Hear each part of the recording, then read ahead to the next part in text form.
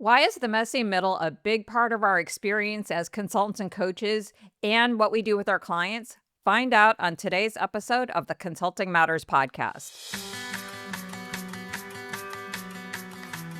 And welcome to the Consulting Matters podcast. This is the show for purpose-driven, transformational consultants and coaches who are ready to own the power of what they do and position themselves for the clients, the impact and income that they're meant for. I'm your host, Betsy Jordan, and I am both a business mentor and a brand messaging and positioning strategist. You can find out about all the things I do to help my clients create thriving consulting or coaching businesses that they and their clients love on my website at www.betsyjordan.com. And don't forget, Jordan is with a Y. So I want to talk to you about the messy middle. So I just got back from my second annual in-person working retreat with my client of 4 years, Katie Anderson.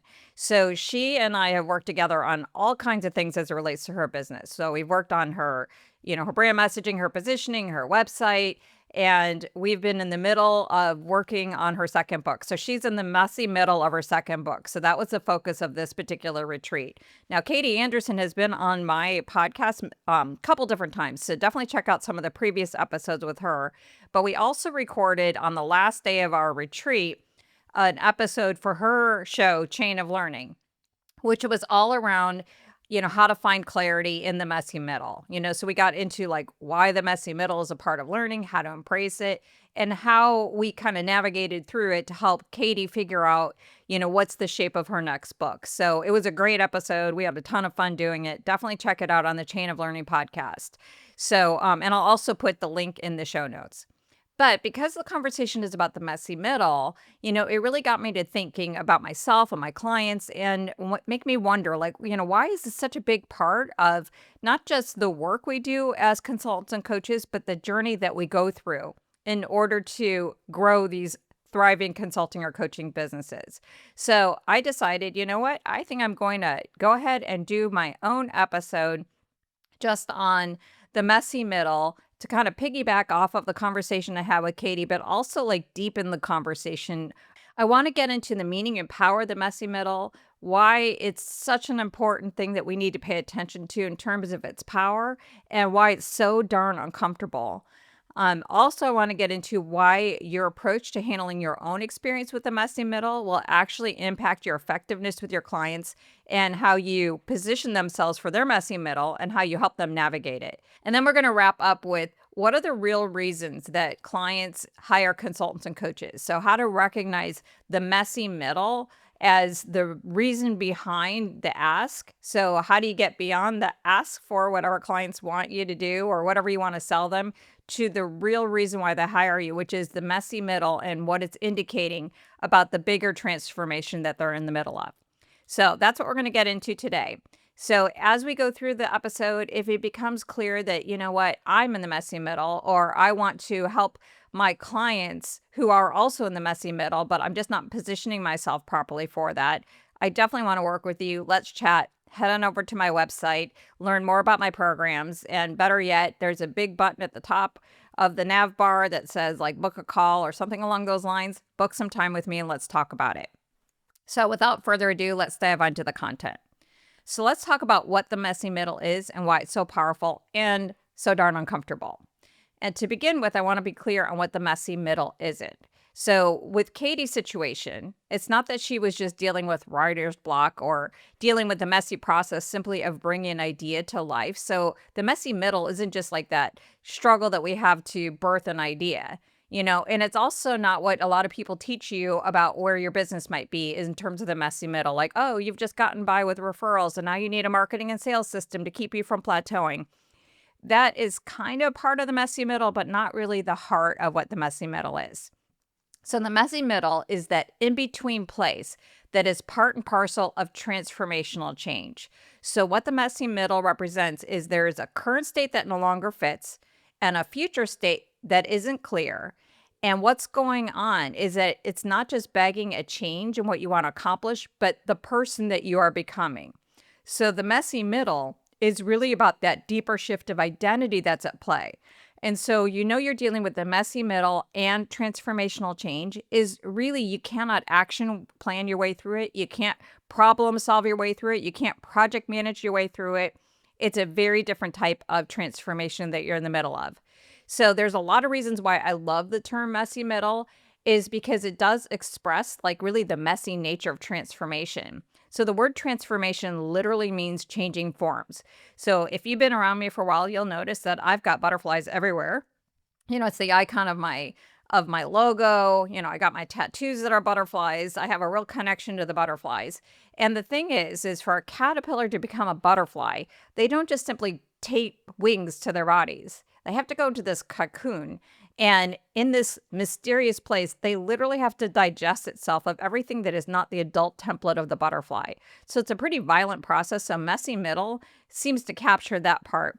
But at the same time, there's other words for the messy middle that I equally love to express this experience. So when I was in seminary, my professors called that space in between as sort of like the already and not yet. But my favorite term for the messy middle is liminal. So the root word of liminal is, I think it's Lyman, Ilmen, which means threshold, border, beginning. And I love this word because how it evokes the concept of a journey or an adventure. So when I first left Disney to start my own business, I had lots of people telling me step by step of how do I grow my own consulting business. And that really wasn't my main confusion. That wasn't really the roadmap that I was wrestling with or that I wanted. What I really needed is a roadmap to make sense of this whole experience of why I was making a change like this, which I knew wasn't just about my career or even about my life. It was about my identity. So, in this quest for this roadmap, I came across the work of 20th century mythologist Joseph Campbell. And what he did is, after he studied all the world's myths and stories, he identified what he labeled the heroic journey or the hero's journey, which is really the template of transformational change in the process that we go through in life, especially at midlife, to become the person we authentically are. So, even if you haven't heard of Campbell, you for sure know the narrative structure of the heroic journey because it is behind all of the movies and the stories that we love, the ones that stand the test of time. Movies like Star Wars or Lion King, Wizard of Oz, Harry Potter, but even like TV shows like Schitt's Creek or Ted Lasso. So, what that tells me about this particular story is it's part of our DNA, and that there's like deep truth in this. And so the story basically goes like this, and you'll be able to recognize this in all of these stories. But the story always begins with part one or act one is that you find the hero in their ordinary world, So, in your world as a consultant or coach, before you decided to start your own business, you have the ordinary day at the office, So everything's going on. It might not be exciting, but everything's sort of status quo.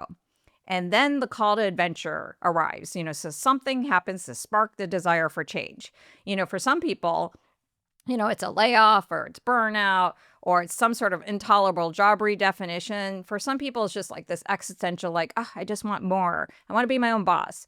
But then there's this other phase that happens as part of this act is the refusal of a call. You might hesitate or say no. That's a total major part of the journey is that this type of change evokes something that's very different than anything that you might have done before. So there's always this awareness that you have to go into this unknown. So of course the hero always says no. And then you meet the mentor, so somebody who's been on the journey and can show the way, and provides some sort of support or resources to increase the chances of success. So that's the first act. And now when that act is done, the hero says yes. Now we're in act two or part two. So now the hero's in the unknown. So you'll see in every one of those movies, there's all kinds of things that are going on. There's all kinds of trials, all kinds of enemies. There's friends you meet along the way. And there's always like these big ordeals, something that puts the hero in a place where they're like almost like facing death or something like death. And then after they go through this ordeal, they get this reward. And then they move into part three or act three where they return home. They share the wisdom. And they leave transformed, and now they pass this information on to others. And, so you go on this journey as sort of like this public service. And when I saw this template, it's like, oh my gosh, this is really what I'm going through. And it's helped me throughout my 20 years as a consulting, coaching business owner and entrepreneur, is it helps me place what's going on, like what am I dealing with? And it's like, okay, so am I here? Or am I moving to this next phase? So there's a lot of power in this transformational storyline that helps me place myself in it. But there's other reasons why I really love this framework as a way to contextualize transformation is that it's a framework that really spans the test of time. So it's not like somebody who just made something up. It's something that it spans cultures and spans time. And one of the things I also learned in seminary is that spirituality, in many ways, is hooking our personal story to a transcendent one. And this is a transcendent one. There's a reason why we resonate with it. And it's not an accident that the movies and stories we all love share this framework. As I mentioned, if you go to the mall, it's helpful to know, like, well, where am I relative to this new place? So when it comes to going on your transformation journey, even though the destination is 100% unknown, even though the person that you're becoming isn't 100% known, at least you can know, where am I at? And it also explains why we resist it. So this goes to the part of this podcast that I promised of, like, why it's so uncomfortable to be in the messy middle, is that you have to leave the familiar to enter the unknown, and our brain hates the unknown. And the thing about it is, in order to go on the journey, you have to leave where you are today. So when I talk to people who are, starting to feel like, oh, well, I'm in corporate, and I might want to just add speaking. I talk to my colleague, Kara Cox, about this all the time, is when people start coming to her who are executives and they want to become speakers, I'm like, $10, that person's getting ready to leave, that they're being called to this bigger adventure that forces them to leave. And so the problem is you have to leave the unknown, or let me say that again. You have to leave the known to enter the unknown before the future state presents itself. That's why it's called the heroic journey, is it takes a lot of courage. And then the other thing about the journey metaphor, more than just the messy middle, is it sets the stakes, is that you can't move forward and backwards at the same time. So it kind of forces you into some sort of forward movement. But what I really love and what I'm really passionate about with this hero's journey framework that I'm talking about, and you can tell I'm really excited about it, is I think it provides a perfect template for the deeper and higher purpose of consultants and coaches. Because the reality is, in every one of those stories, every hero or heroine has a mentor. Luke had Obi-Wan, Simba had Rafiki, Dorothy had Glinda. And who is that person in the story? It's the mentor. And who is that mentor in real life? That's us. So I've said this once, I'll say it again. Consultants or coaches are not just people who do work for an organization without being on the full-time payroll or paid by the hour listening ears. Really, our true purpose is we are mentors and guides to our clients who are in the middle of this type of transformation. And we are there to help them in their experience with that messy middle. And that is why, like, they need clarity and structure, because all of this other stuff is going on. So we don't just help our clients like instantly get to the goal. We help our clients embrace this mess and learn. So we help them use the mess to achieve their aspirations and become who they're striving to become. So that is our role. That is what we're meant to do. But in order to be that role, we have to see the bigger picture, that the messy middle is part of this bigger transformation story that they're in the middle of. And so we have to know who everybody is. Your clients are the heroes of your brand story, and you are the mentor and guide. But when it comes to your ability to help them, you have to go through your own journey, which I'm going to talk about a little bit more in just a second. I want you to reflect on what I just talked about in terms of the heroic journey framework as a way of deepening your appreciation for really what the messy middle is. And I really believe that once you start seeing this heroic journey framework, you're going to see it everywhere. So think about all of your favorite movies or stories of all time. Maybe there's a biblical story that you love, or a spiritual story. You could think about the story of the Buddha or Moses or Joseph. You can think about myths like the Odyssey. Disney cartoons. Disney cartoons are filled with the heroic journey. Finding Nemo, Frozen, Lion King. Blockbuster movies, Star Wars, Harry Potter, Lord of the Rings, Titanic. TV shows, as I already mentioned, Ted Lasso, Schitt's Creek, also Stranger Things, my fall obsession, my fall and winter obsession, Stranger Things. But what I would love for you to do is just pay attention to the heroic journey framework and notice the pattern of transformation and why the messy middle or the in-between place is where the majority of the action is and why. And why a hero getting pulled out of their ordinary world into some sort of special world is the key catalyst for their transformation. So let's just deepen your understanding of the heroic journey. And now let's place you in your heroic journey. So that brings me to my second point. To help your clients, you have to go first. So your relationship with your own experience with transformation will shape to what degree you're effective in helping your clients navigate theirs. So it's not that you have to go through the exact same transformational change that your clients have, But it's important for you to have firsthand experience working through the fear of the unknown. What it looks like for you and how you experience letting go of what used to serve but no longer does, or identities that have become personas that are sort of like holding you back that you have to let go of to step into something new and something more true. So, in other words, before you become the mentor to someone else's hero or heroine, you have to become the hero or heroine of your own story and fulfill the adventure set out for you. So, with your clients, you're eventually going to become the mentor in their story. But in my brand story, you are the hero of my brand story and I am the mentor. So, how can you tell if you have really fully embraced your own heroic journey? And it really goes to when you receive the call to adventure for something new in your consulting or coaching business. So maybe your first call to adventure was starting in the first place, or maybe it was building your own brand or pivoting your focus or stepping into more thought leadership as Katie was doing, or next levels of your thought leadership. And although at first you might say no, you eventually say yes, enter in the unknown, let the process of dying to the old ways of doing things and what used to work but no longer does, and the old identity, letting like that dying process happen so that this newer identity, this more elevated version of yourself, this truer version of yourself can emerge. So that's how you can tell. I'll give you my own personal story on this. My real heroic journey of business transformation really did not happen when I left Disney to start my first consulting business.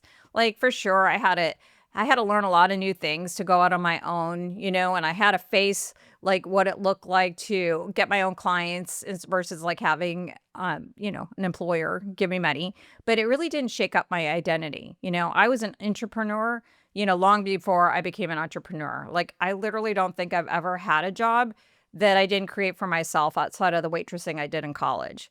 And then when it comes to the consulting business that I built, it was an organization development consulting business. I had a master's in OD. I spent a decade advising executives in a world-class company like Disney, before I started my business. So my identity as a consultant was firmly intact. But, but, when I pivoted my consulting business to the brand messaging and positioning I do now, oh my goodness. Partially, it took a long time because I underestimated how big of a change it was, like going from a B2B to a B2C business, and that I had to change the entire markets on who I was. But the real change was my identity as a consultant.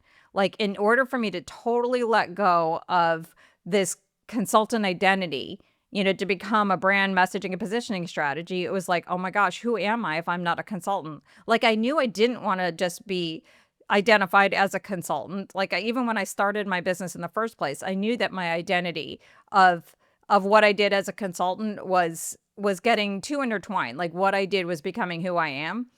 But when I had to let it go, it's like, but who am I without it? So I had to go into this unknown. I didn't even have language for brand messaging and positioning, when I started pivoting my business. So there was all of this unknown. And that's when I really feel like I went through my true heroic journey. So to help your clients, you have to go first. And when I say that the messy middle doesn't fully capture it, is because of the identity shift that is going on. So you're in a similar place. Like you have your own heroic journey. So one thing I know for sure working with clients over the past 10 years is the messy middle that we go through is really the identity shift like I was going through. So when you go from your 9 to 5 into consulting or coaching business ownership, it's not just about like, oh, I'm going through another career transition of some kind. It's a shift of identity. Like you're moving from employee to business owner, from leader to consulting or coach.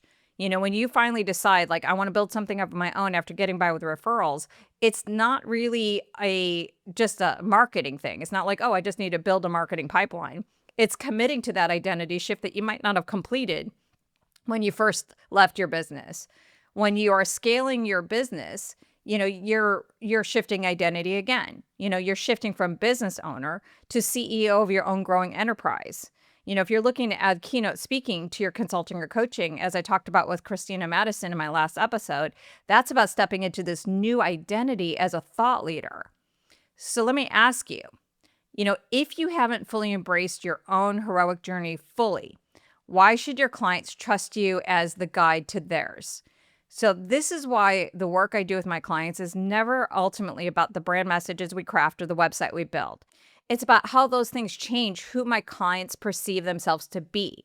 Their deepening understanding of the value that they bring in the table and how it makes the shift from who they were to who they're becoming visible and clear to themselves, then to the market, and then to their clients. So I want you to take a beat and reflect on yourself. What has been your relationship with your own heroic journey of career and business transformation? Have you said a full yes to the adventure like Katie's, who's in the middle of her messy middle of not just coming up with a new book idea, but leveling up her thought leadership? Have you said yes? Have you been willing to embrace the unknown and all the inner shifts that come with it and invested in your own mentor and guide? Or maybe have you just said no to it plainly? Like, you know what? I don't really want to pay the costs. That's fine. That's an option. But at least you're making a choice. Like you could decide, like, I want to stay in some version of what you've done in the past, that even though you've outgrown it, it feels safe and you're good with that. Or have you said yes with your words, but maybe no with some of your actions? Like, one of the sneaky ways that we say yes and no is that we say yes, like, oh, I want to have my own business, but I'm not really going to invest in it. I'm going to do a DIY website. I'm going to subcontract and hope for the best. And that's, in some ways, I think that it's like, yeah, maybe I'll test this out, but if it fails, it's not really, I have a lot invested in it. And I'm not really opening myself up to the identity shift and vulnerability. So just think through, like, make a conscious choice. Like, which way do you want to go? I would rather you say yes to your adventure, say no plainly, and make a strategic, conscious choice. I would prefer not saying yes and no, because that puts you in a double-minded way, and it's just going to extend out the length of this whole transformation journey. Because personally, I don't believe that the call to adventure and what we really want ever really goes away. So when we suppress it, parts of us just kind of like struggle in some ways with that decision. So those are some of your reflection questions. So think on that. And then let's get into the third part of this episode. And I want to get into the transformational reasons why clients hire consultants and coaches. So if you're a transactional service provider, the reason why clients will hire you is simple. They have a need for specialized expertise that they don't have in-house. It's less expensive to hire out for it. This is the value proposition for fractional leaders, freelancers, and subcontractors. And if that is you and that is what you want, that's awesome. There is no judgment here. But this is a podcast about and for transformational consultants and coaches. And if that is you, you have to know this isn't why clients hire you. And they also don't really hire you for whatever they ask for up front. They hire you because they feel the discomfort of the messy middle. And that is indicating the bigger transformation that they're in the middle of. So let me give you some examples of the transformation journey your clients might be in the middle of so that you can position yourself for these types of client situations and opportunities and partnerships. So one of the most common reasons why an organization, or leaders in an organization might reach out to a consultant or coach is because they are growing to a new stage in their life cycle, and they have leadership and operating practices that were designed for an earlier stage and they are no longer sufficient. So if you think about the different phases of organizational maturity. So an organization will begin at the startup phase. So I call this the spaghetti against the wall phase, so they're just trying out lots of different things and see which piece of spaghetti sticks to the wall. And it's like, yes, that one works. I'm going to build a business around that. So then they move from startup to growing, where it's like, all right, I want to take this business idea, this one that has traction, and I want to set it up for sustainability and scale. So now they're in that next phase. And once they get traction there where they've got that sustainability, the scale, now they set their sights on, like, I want to become number one in my industry. So now they're moving into this maturing phase, so then they accomplish that. So then they want to move into the revitalizing phase. Like, I want to become like the next Apple or the Disney. Like, I want to become this market leader, but this global powerhouse. Like, that might be the next phase. So at every inflection point an organization goes through, that's when the wheels start falling off. And what leadership and operating practices I had, like, it doesn't work anymore. So it worked then, it changes. The other transition that's going on during this time period is how the senior leader of these enterprises, how they change. So maybe when they're in startup mode, they're an entrepreneur or a founder. Then they're growing and now they become a business owner. Then they're maturing them, they become a general manager, and then they move into revitalizing. Now they're a senior executive, a CEO. So whenever they're in those in-between phases, that's a ripe prime opportunity that they would look for a consultant or coach. Another reason why clients hire coaches in particular is for career progression. So when they're in between phases in their career, when they're moving from an individual contributor to a manager, or particularly from a manager to an executive, like that's a really prime opportunity for consultants and coaches, particularly coaches, or moving from executive to senior executive. So when they're in the in-between phase in their career progression, that's when they'll reach out. Another time that they'll reach out to a consultant or coach, particularly coaches in this scenario, is when they are switching in their career and life transition. So it could be somebody in their 20s and they're trying to figure out, well, what career do I want? Or now they're in their 30s and they're like, oh, I want to, really make it with my tribe and figure out like how to succeed. That might be the next one. Or when they're moving from the 30s to 40s, or particularly in the 40s, they're asking questions, like what difference have I made? What difference will I make? So that's where that midlife reevaluation comes in. Prime opportunity for transformational consulting or coaching. Or maybe when they're moving in their 50s, it's like, what's my legacy? What's the difference I can make? What's my significance at the end of my career? So when they're in between those phases, that's a prime opportunity that they'll reach out to help from someone like us. Another phase of transition that they will reach out to us for is in relationships. So let's say they're single and they want to find their partner. That would be an opportunity that they might be looking for help. Or maybe they're married and they are now looking to have kids, and now they're moving and making that transition to going from like a dual income couple to now being a parent and being able to manage parenting. Or maybe they're going to the other side where there's a transition that maybe they didn't expect, or a little bit more difficult is maybe now they're divorced and now how do I navigate that world? Or maybe the kids have grown and now they're empty nesting. So relationship transitions is another reason why transformational consultants and coaches are needed. Or when you're dealing with business owners like us, when you have this, I call it the next level vision and packaging problem, is that, if you're just getting started or building something your own, whatever it is that you're trying to do, is everything I have in place is pointing me to today's results versus what's in the future. This also could be the same kind of an opportunity for career transformation consultants and coaches, as your clients are like, hey, I have this career, but I'm not in love with it. I want to do something completely different. But everything I have in place is pointing me towards today, and I don't have a way to package anything to what I want in the future in a way that people will pay for. So that's another transformational reason why consultants and coaches are hired. So what I want you to do now is just reflect. What is the real reason why your clients need your help? Not the solution they asked for or the process, methodology, or coaching packages you want to sell them on, but the transformation journey that they're in the middle of, the messy middle that they're struggling to navigate. And then take a look at your messaging and all the touch points your clients have that shape their perception of you and what you do. Are you speaking to their transformation journey, or are you speaking to what you want to sell them on? Are you mirroring back to them in your words and images that you get what they want and what's in their way and why you're their perfect guide? And if not, it's time to work on your messaging. If you are interested in getting more transformational client engagements, or if you want to be positioned in the market as more of that transformational consultant or coach. Now, if you're fine being positioned as the transactional type of person, maybe that's not as big of a pressing need. So it really goes back to what's important to you and what type of consultant or coach you want to become.